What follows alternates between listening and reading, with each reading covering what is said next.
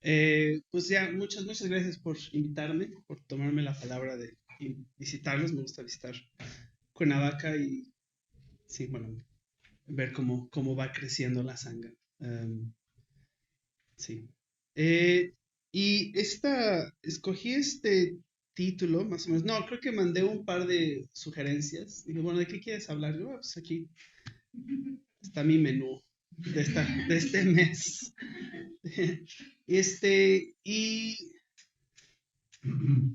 ahora sí que, ¿cuál es el significado de la vida? Es una como de esas preguntas clásicas. Pero al mismo tiempo me di cuenta que no me la he preguntado desde hace mucho tiempo y nadie me la pregunta tampoco. Sin embargo, si alguien me la preguntara, dije, creo que tengo algo que podría responder de alguna forma, ¿no? Pues justo pensé preguntar, ¿alguna vez se han preguntado cuál es el significado de la vida? Si es una pregunta que se te ha ocurrido, levanta la mano. Genial, entonces. Ok. ¿Y en algún momento de su vida han tenido alguna idea o experiencia que les ha sentido que han tal vez encontrado una respuesta a esa pregunta? Aunque sea por solo un momento. Levanta la mano si sí. Ok, muy bien. Entonces igual no tengo nada que decir. Hay muy pocos que no tienen idea. Este, pues sí, bueno, es una pregunta muy filosófica. Creo que hace rato me hicieron recordar un poco mi infancia y desde pequeños tuve tal vez una educación muy filosófica. Entu- eh, Me entusiasmaban a preguntar ah, ese tipo de preguntas de la existencia de la vida. Y que eventualmente, pues, claro que, bueno, con esa motivación, con ese apoyo de contexto, pues no me fue muy difícil darle seguimiento y involucrarme en budismo tan joven, ¿no? Em, y creo que es en parte en mi experiencia del budismo que tal vez encontré en este contexto, en esta filosofía, en esta tradición, he encontrado alguna respuesta a esta pregunta, ¿no?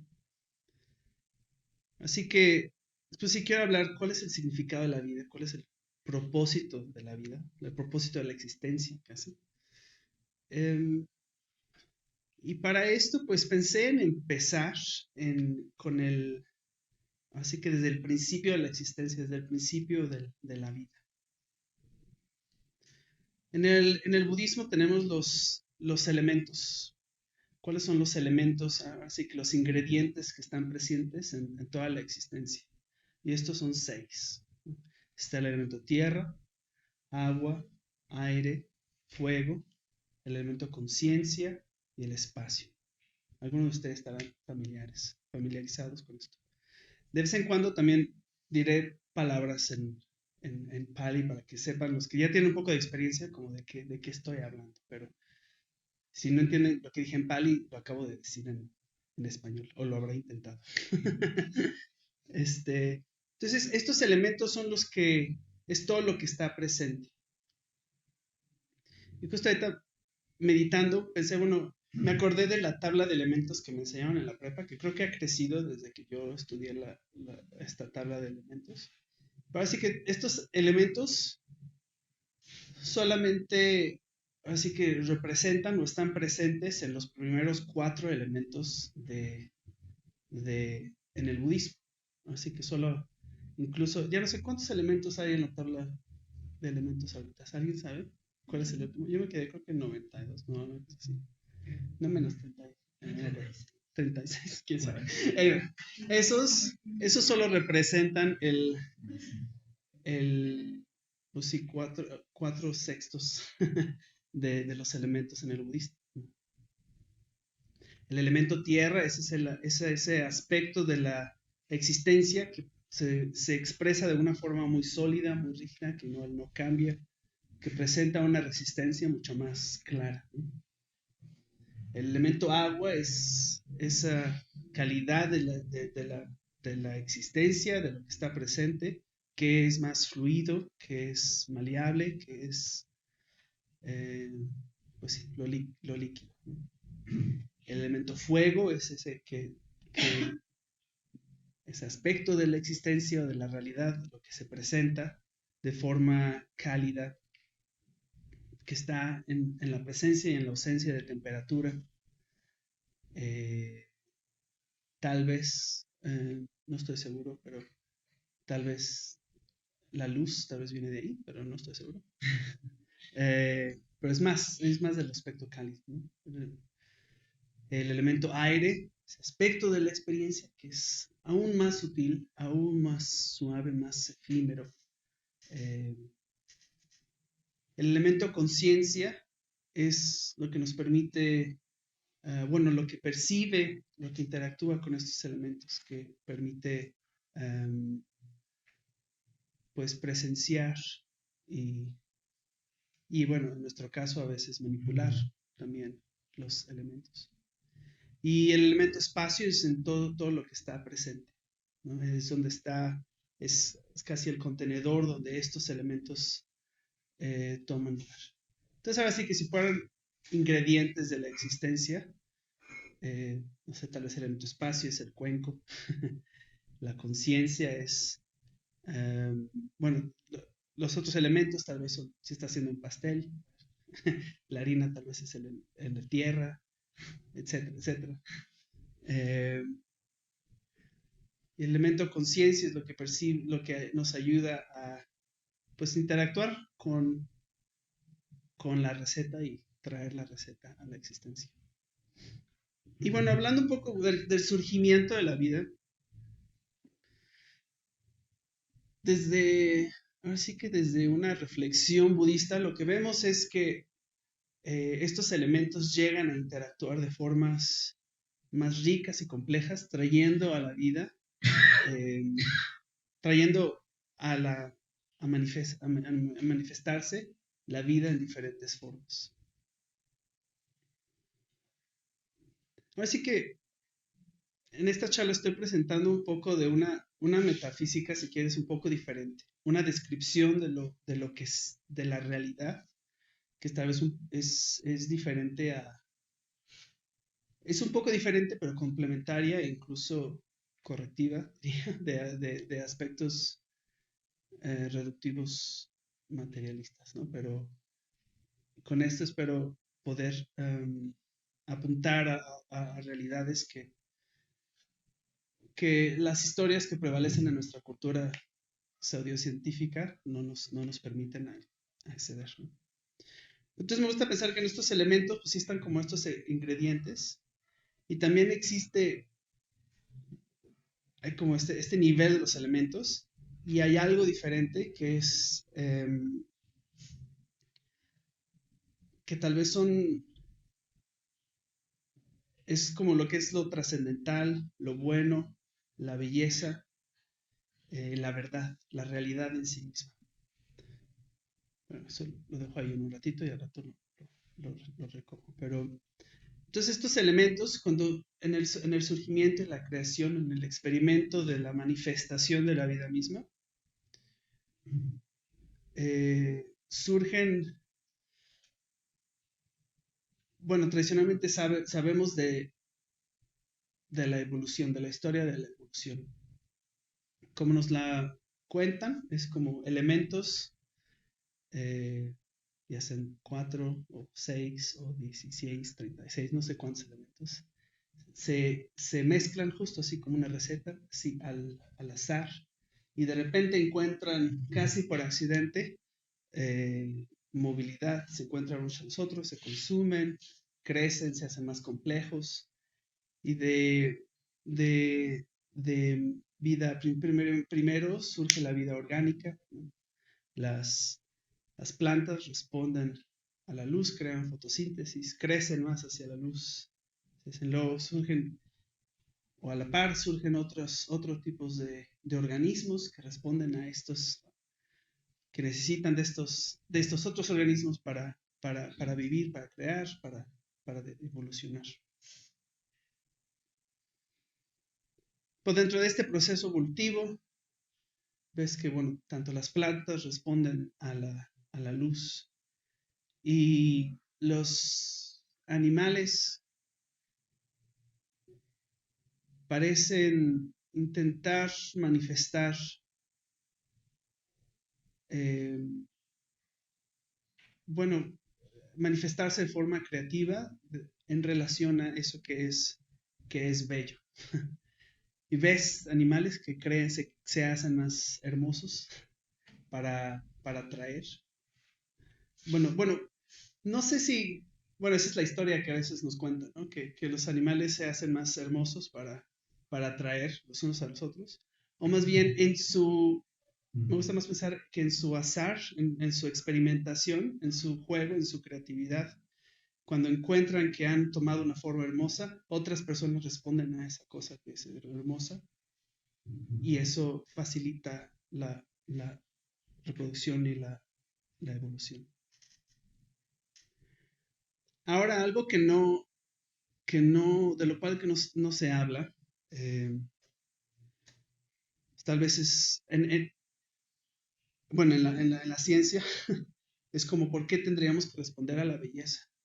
¿Por qué tendrían que responder unos a los otros a la belleza? Me parece como hay un valor intrínseco en la belleza que no es y que no está, y que es independiente casi a la manifestación de la vida.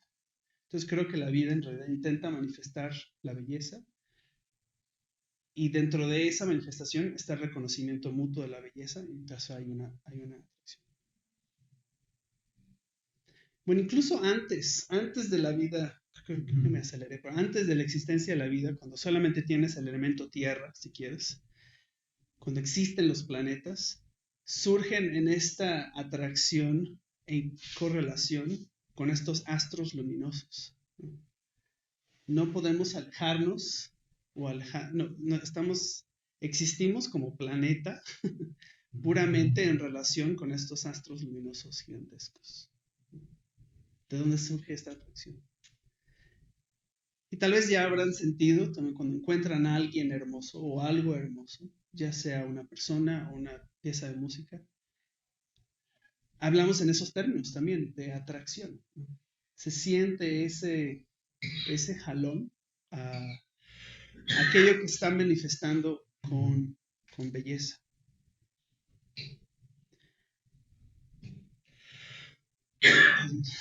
No te preocupes. También aprovecho la pausa para ponerme al corriente con mis pensamientos.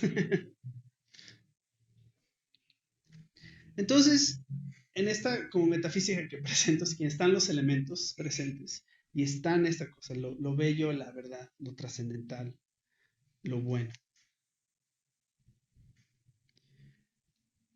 Entonces no creo que ahora sí que no es una perspectiva budista el pensar que la conciencia es simplemente un defecto o una consecuencia de pura complejidad de elementos materiales simples, ¿no? Esto no es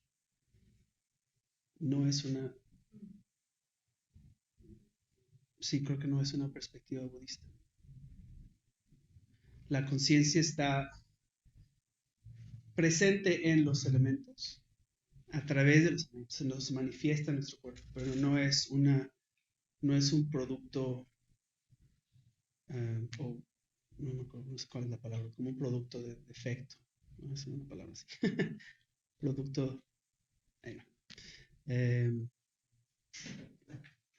que es un poco lo que creemos, ¿no? Que en el mundo moderno pseudocientífico, y no en todas las esquinas del mundo científico, se reduce la conciencia a un truco mágico de los elementos, ¿no? Incluso es solo por la conciencia, de hecho, que sabemos que existen todos los elementos. De hecho, no sabemos, no pensé que iba a hablar de esto, pero no sabemos si incluso la materia existe en sí misma. Solo sabemos que la materia existe en base o en nuestra relación, o su relación con la conciencia, en si está siendo observada y cómo está siendo observada.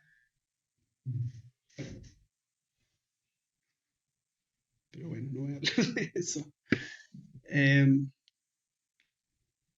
Aquí lo que intento apuntar es que supongo que la vida, pienso, siento o experimento que la vida surge ya con un propósito.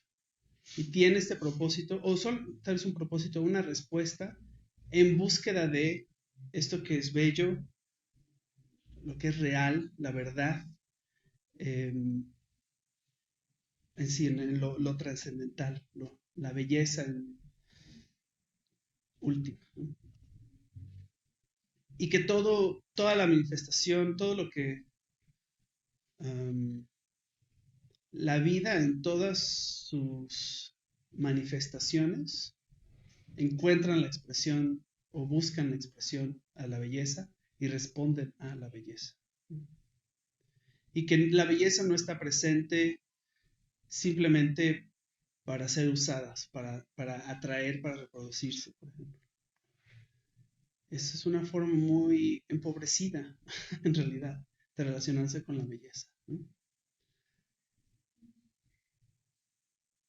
Sí, es uno como de mis creo que tal vez puntos más serios de esta charla. Es como el retar o el identificar cuál es nuestra relación con la belleza, tanto cultural como personalmente, e intentar buscar otro tipo de relaciones, tal vez más naturales con la belleza, ¿no? Intentar buscar otro tipo de relación con lo que es bello.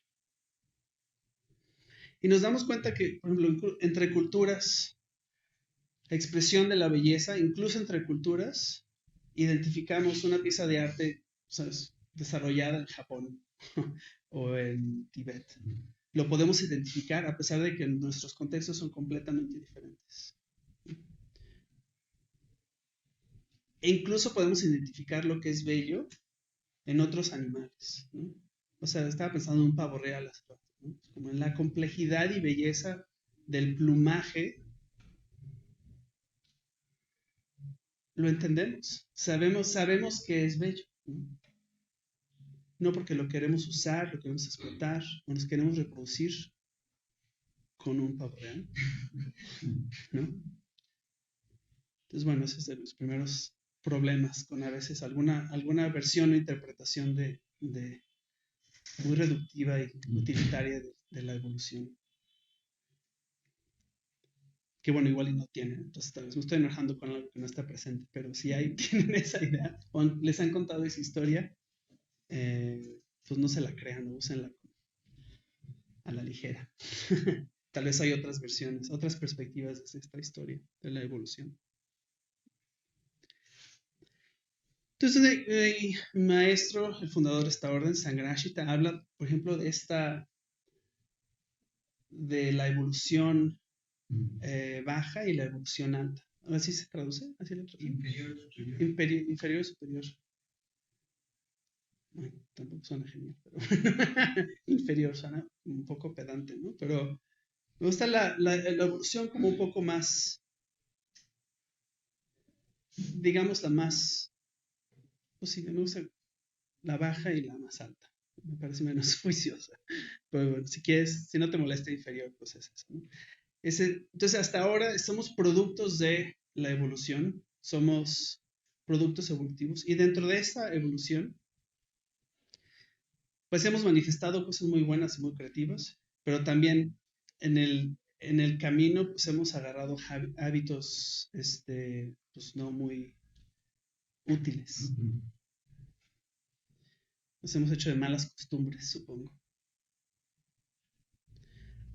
Una de las características de la vida misma, dice, bueno, ¿cuáles son qué es lo que tiene, cómo identificas la vida, ¿no? ¿Qué es una vida? Y sabemos que la vida surge a partir de ese nacimiento, si quieres, luego hay crecimiento, hay un decae, tal vez enfermedad, vejez, y está la muerte, ¿no? Entonces, cuando hablamos normalmente de vida, hablamos de eso, ¿no? Lo que surge entre el nacimiento y la muerte. Y tal vez podremos poner esa imagen, ¿no?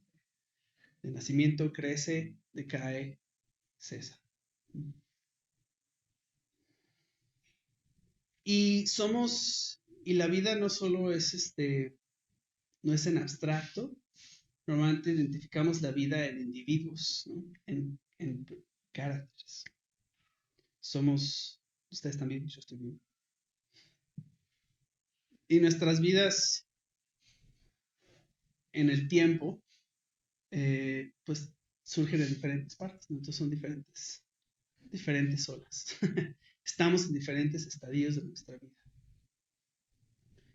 Dentro de eso, pues, nos relacionamos, creamos relaciones y algunas de nuestras vidas cesan antes que otras.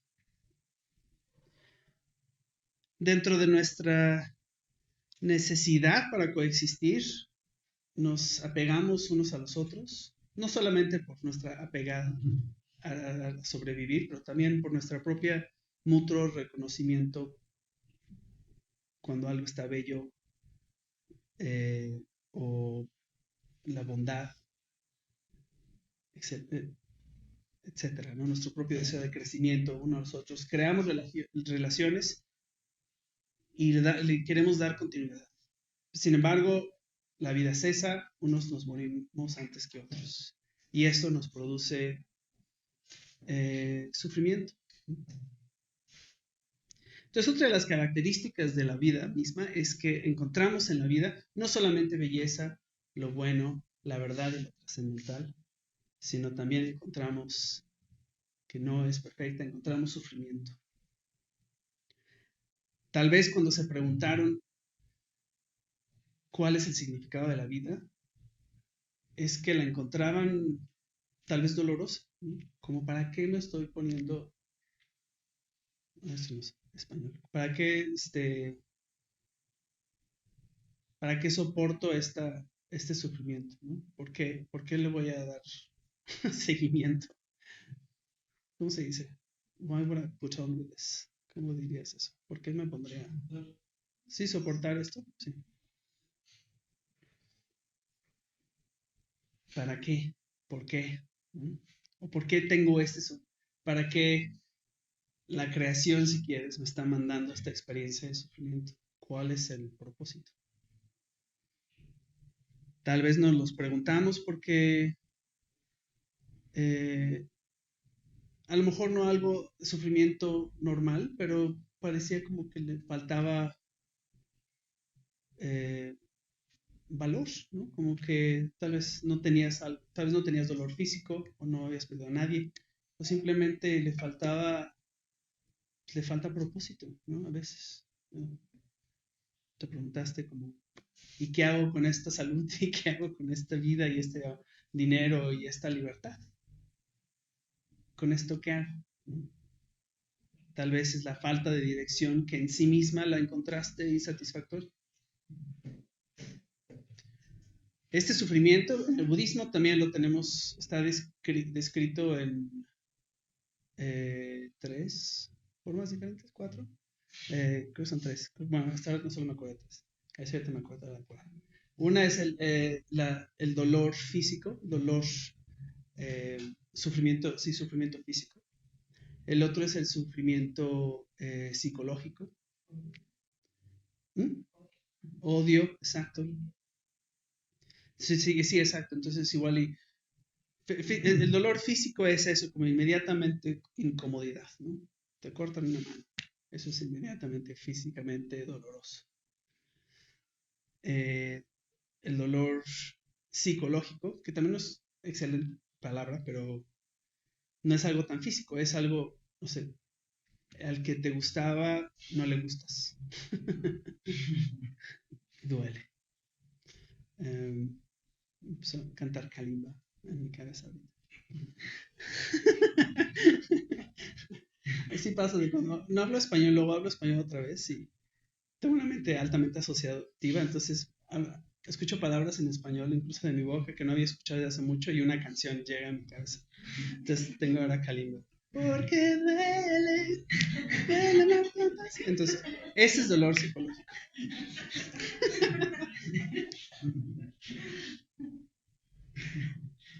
Y el tercer sufrimiento es el dolor, la dukkha existencial. Es esa, pues sí, creo que de donde tenía esta pregunta, cuando tuve esta pregunta, ¿no? ¿Cuál es el significado de la vida? ¿Cuál es el propósito de la vida? No porque nadie me había roto el corazón, no me habían cortado la mano, era ¿para qué vivir? Eh, ¿Para qué es la vida? ¿Qué hago con esta vida? Casi a veces, por qué no terminarla acá? ¿Para qué darle continuidad? ¿No? Por suerte nunca he tenido tanto, bueno, pensamientos suicidas, sí, pero tal vez ustedes sí. Entonces el sufrimiento eh, está presente, es una parte de nuestra experiencia de la vida. Y este sufrimiento, ahora sí que en el budismo, es de lo que primordialmente así que se hace más experto. O es uno de sus, de las, de, como los filtros o las aproximaciones a la vida como más directas, como, bueno, a partir del sufrimiento. Existe el sufrimiento, entendamos de dónde surge el sufrimiento y liberámonos de este sufrimiento. El Buda empezó su carrera, su vida espiritual a partir de intentar resolver estas preguntas, ¿no? De cómo me libero del sufrimiento, cómo me libero de de este sufrimiento que observo en el nacer, en el envejecer, en el morir. Y encuentra que mucho de nuestro sufrimiento surge a partir de odio, del rechazo de las cosas tal y como son, rechazo de la verdad, incluso rechazo de la belleza, de lo bueno, de lo trascendental. Eso nos produce sufrimiento. Avidez, ese es el segundo, el deseo neurótico por algo que no tenemos.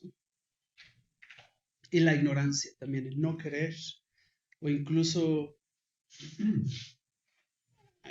ignorancia a veces es como, no es como no saber, pero es más el ignorar, es casi un verbo, es como activamente ofuscarse eh, de lo que está presente, casi hacerte como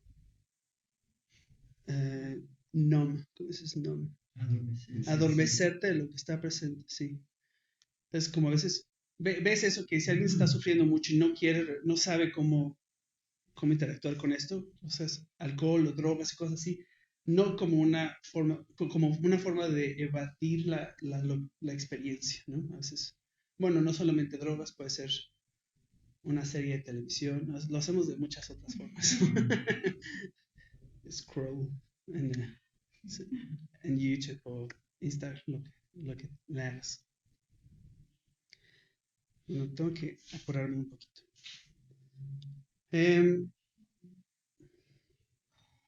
Y bueno, este odio, avidez y la ignorancia, un punto que quiero hacer rápido, no solamente, no ser moralista, no hay no hay un juicio moralista a la existencia casi del odio y la avidez y la ignorancia. No es que como budistas digamos, esto es mal, pero simplemente cuando nos relacionamos con el mundo a partir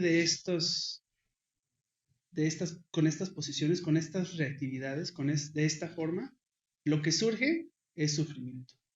No es como que sea, sí creo que igual no dirías, no es malo, no es intrínsecamente malo el odio, la avidez y la ignorancia, pero el problema es que genera sufrimiento. Entonces, si te quieres liberar del sufrimiento, tienes que hacer algo al respecto. Claro, a muchos de nosotros nos encanta sufrir. Entonces, también si nos encanta sufrir, pues nos va a costar un poquito más trabajo liberarnos del sufrimiento. Porque a veces el sufrimiento pues es casi agridulce, ¿no? Como nos da A veces hay personas, y lo ves, que encuentran casi sentido de la vida a partir de sufrir. Y eso es algo también interesante en lo cual reflexionar, ¿no? Y es más fácil verlo en otras personas que en nosotros mismos, pero a veces el sufrimiento nos puede dar una forma de identidad. Es como de, ay, sí, este soy yo, ¿no? Esta experiencia fuerte de sufrimiento soy yo. ¿No? Hay gente que se hace famosa a partir de portray, de ilustrar el sufrimiento, ¿no? De presentar el sufrimiento. Y este no es de mis puntos principales. Pero bueno, en el budismo lo que intentamos hacer es identificar esto, intentar, eh,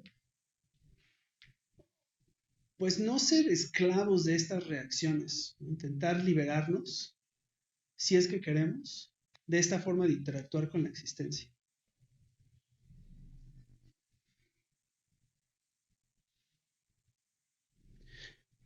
Pero algo tal vez positivo es que en el sufrimiento, a veces el sufrimiento puede ser el principio de nuestro sendero espiritual. Y lo ves, los que conocen la rueda de la vida y eh, el sendero de espiral, ¿sí?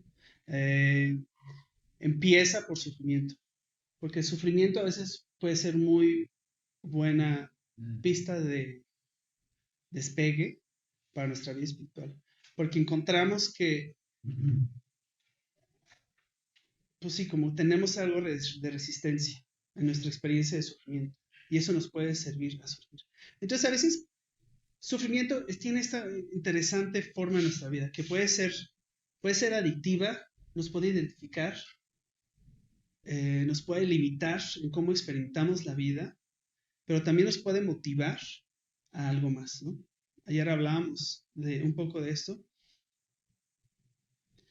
Eh, pues sí, pues nos puede servir como, como gasolina, sí, no sé, combustible, gracias, a, a motivarnos, sí, a nuestra vida espiritual. Entonces es esto interesante que la resistencia tiene esta función ambas, ¿no? La resistencia, el sufrimiento nos puede detener, hacer, o también, si no hay resistencia, no hay movimiento, ¿no? Cualquiera que sabe como también igual de física, sabe que para que un coche se detenga, ¿no? Necesita mucha resistencia, pero para que se mueva, también necesita resistencia, necesita el piso, necesita los engranes, necesita usar esa resistencia para crear la moción, ¿no? Entonces también, pues si no identificarse con eso, pero cómo usarla como combustible. Pero combustible hacia qué, ¿no? Y dentro de esa resistencia también tenemos esta imagen en el budismo de Mara, ¿saben? Que a veces la traducen como la muerte, pero es la muerte no como el fin de la vida, sino como eso que obstaculiza la vida. Porque Mara aparece, para los que recuerdan, aparece justo antes de la iluminación del Buda, le dice, no, pues ya creciste mucho, ¿no? Ya aquí quédate. O tú quién eres para crecer más, ¿no? Diferentes historias en diferentes sutras. Apega ahora sí como a la mediocridad espiritual o al no crecer. Pero eso también tenemos que reconocer que hay un sufrimiento dentro de esa experiencia, porque está en nuestro propio propósito, es el crecer, y es el crecer en dirección a lo bello, a lo bueno, a lo que es verdad y a lo trascendental.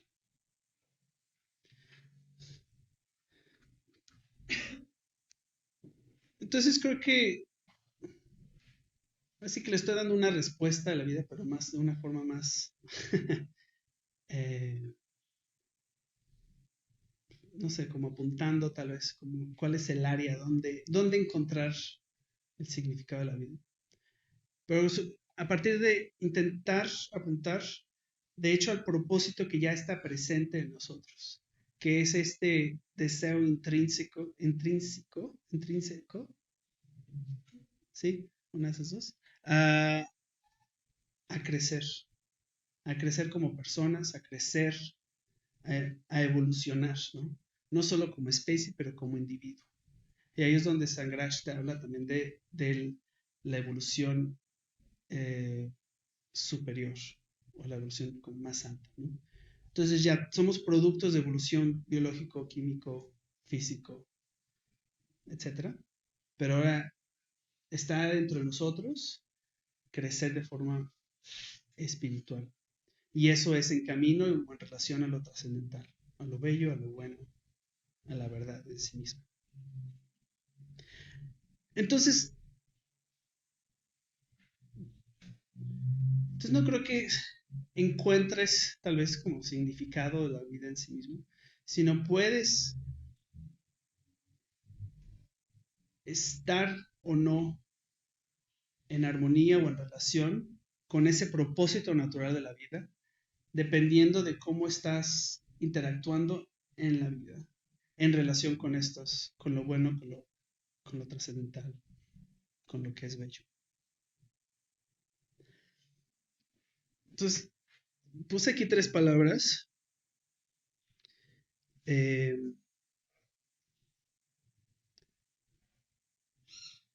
que surgen de esta experiencia, supongo, de la realidad. Y justo pues, a eso es lo que te referías cuando estábamos haciendo la meditación de meta. Es que hay un aspecto de la naturaleza, de la realidad, que es intrínsecamente relacional. Es así que la sabiduría o el despertar de la conciencia. El despertar de la conciencia se describe de 2 formas, de la sabiduría última y de compasión. Y de esa compasión es el amor, ¿no? Es amor, compasión. Son unas palabras tal vez muy pequeñas que hablan de ese aspecto de la realidad que es intrínsecamente relacional. Y relacional, a lo que me refiero es que no es simplemente individualista, no es individual, no es separada, no es eh, si no es dividida, sino es interconectada, interdependiente, no es separada. Entonces, como seres que tenemos estos 6 elementos de alguna forma en nuestra experiencia, creo que nuestro propósito natural desde el origen de la existencia, tanto presente en esta vida presente, eh, es estar en relación con con eso que es bello, lo que es trascendental, la verdad, lo bueno. Ahora, estas son 4 palabras que estoy utilizando que son, eh, pues sí, solo son palabras, pero en realidad se pueden experimentar, ¿no? Tal vez en meditaciones, bueno, tal vez en relación al arte han encontrado nuestra relación con lo bello. Tal vez en una charla, tal vez de filosofía o de budismo, hay una respuesta a la verdad. O simplemente en las preguntas que te motivan está esa necesidad de buscar la verdad. Eh, lo bueno también, ves la bondad en otras personas, en una historia, en una película, en un familiar, pequeño o grande. Hay una respuesta. Entonces, igual, con lo trascendental también. Hay, tal vez en meditación, tal vez en una puya, tenemos esbozos de lo que hay más allá de esta individualidad, de esta vida que parece pequeña, algo que rompe esas barreras pues sí, personales o limitantes.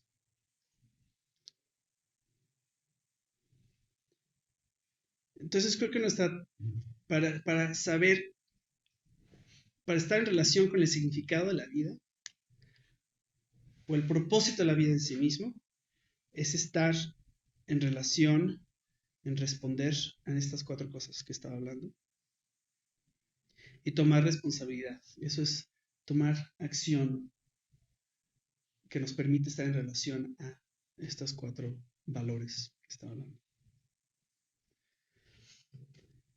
Creo que eso es lo que tenemos que darnos.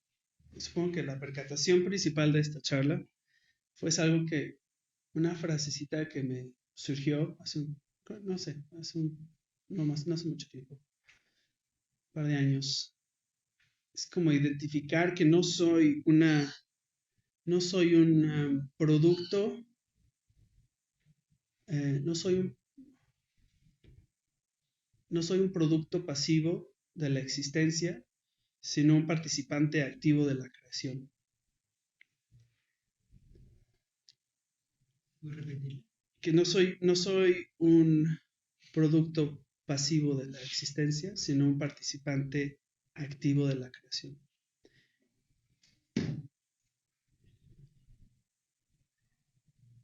Y bueno, creo que también podría hablar un rato de qué significa eso en mi vida. Pero en breve es eso, es como de cómo y cuándo identifico estos 4 valores, lo bello, lo bueno, lo trascendental y lo que es verdad, y cómo me mantengo en relación o los intento que se manifiesten o que estén presentes en mi vida. Y esa a nivel, depende de cuánto éxito tenga en esta tarea, es que estoy más contento con mi vida.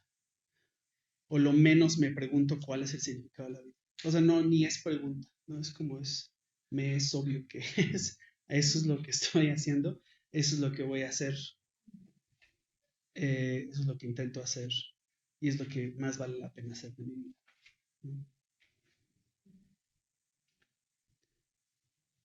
Es en y dentro de ese contexto, supongo, es el despertar, ¿no? Es el deseo natural de despertar eh, a la realidad, encontrar la verdad. Es justo encontrar una relación unshakable, ¿cómo se llama? Que no sea imperturbable, tal vez, con estos 4 valores.